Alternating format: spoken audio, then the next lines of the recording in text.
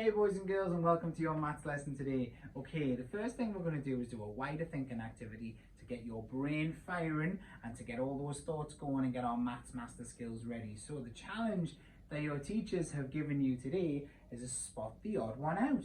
And we have some onions, potatoes and Brussels sprouts. So I want to know which is the odd one out, and most importantly, why you think it's the odd one out. Pause the video.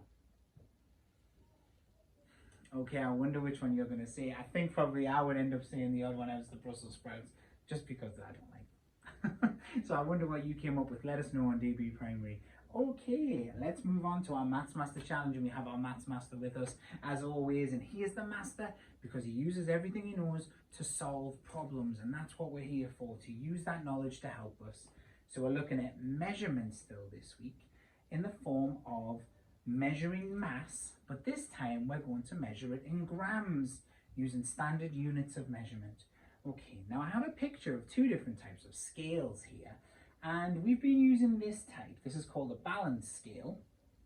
Okay, and today we're going to look at some weighing scales. We're going to look at what's the difference, what's similar, and what we would use each one for. So join me over at the learning table where we'll explore them further. Okay, boys and girls, I'm glad you joined us here. I have an example of two different types of scale. So this is the one that we're most familiar with because we've been using it all week, and it's a balance scale where you put things in and it goes up and down. It tells you what's heavier, what's lighter, and it tells you if they're equal. And that's great. It's a wonderful way to let you know, in general, is it heavier, is it lighter? But sometimes we want to be accurate. And when you're being accurate, you need to measure exactly how heavy something is. And that's why we use this scale. Now, this measures things in grams, okay?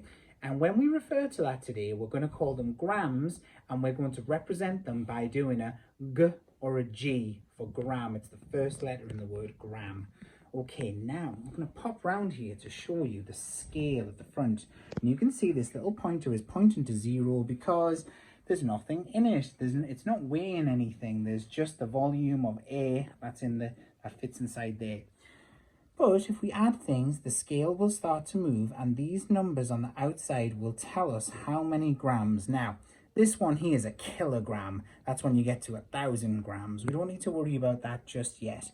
Let's focus on these grams on the outside. So for example, if I start to put my finger in here, it weighs something and the scale starts to move. So now the pressure that I'm putting on here is 200 grams of pressure just there. Okay, so I let go, goes back to 0. I get my cubes, put my cubes in. They don't weigh very much at all, do they? They only weigh about 10 grams. Wow. Okay, now the reason it's important that we know exactly how much something weighs is, what if you're cooking and you need 200 grams of flour? If you just use this, you would never be able to tell, because this is about accuracy, being accurate with how much you have. Okay, we're going to do some activities on the board now. If you need a bit more time with that, rewind the video. If not, come with me. Okay, now we've looked at those two types of scale, we can now understand them a little bit better in these diagrams. So we know the balance scale really well. It just tells you which is heavier, which is lighter, or if it's equal. And then we've looked at the weighing scale. Now there's a G on there, or a G. Can anyone remember what that represents? Tell your adult. Okay, it represents grams. And we've got some numbers going all the way around the outside. And if you see, that pointer is just like the pointer on the scale, and it's pointing to how much whatever's on the top weighs. And this one is pointing to 14, so we know whatever's on top of that scale weighs 14 grams. So it's much more accurate than this one, because it tells you precisely how much it weighs, not just if it's heavier or not. Okay, let's have a look at our challenges now.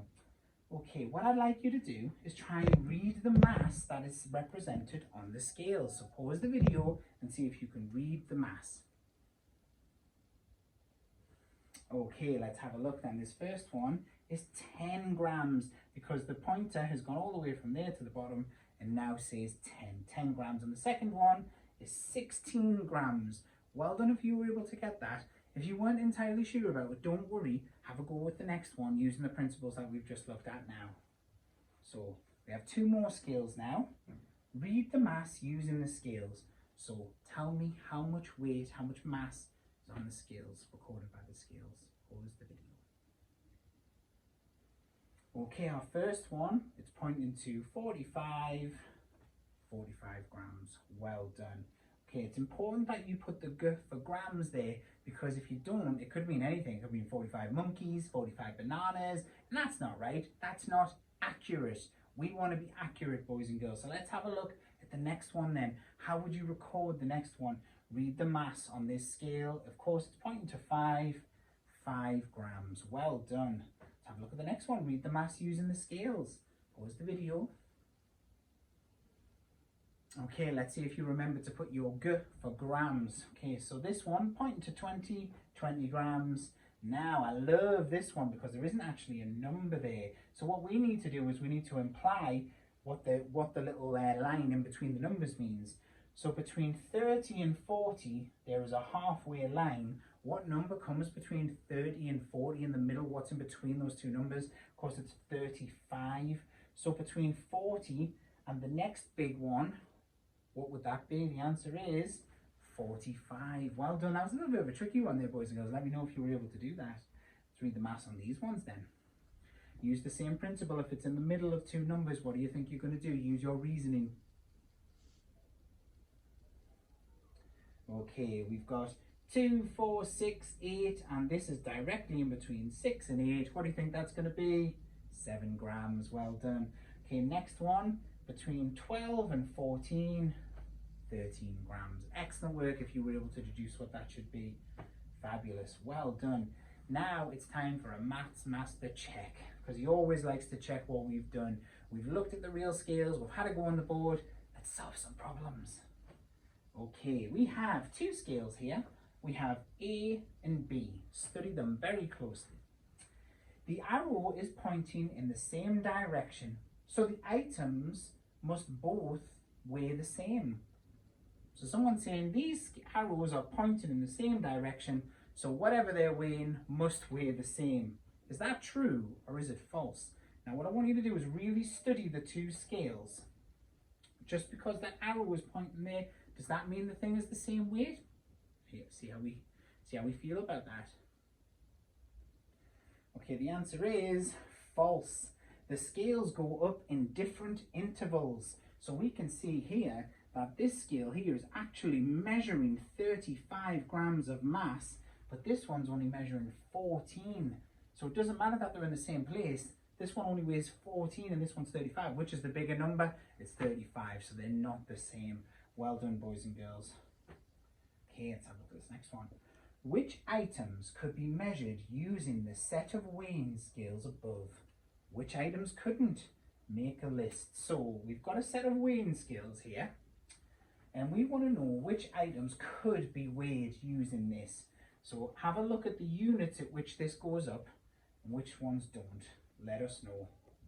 Oh, it's Daisy, just wanted to check that. Okay, so let us know on DB Primary which items you think would be able to be used on that and which ones couldn't. Okay, well done, boys and girls. That's fantastic work. I'm really impressed with you. That's some difficult, challenging stuff.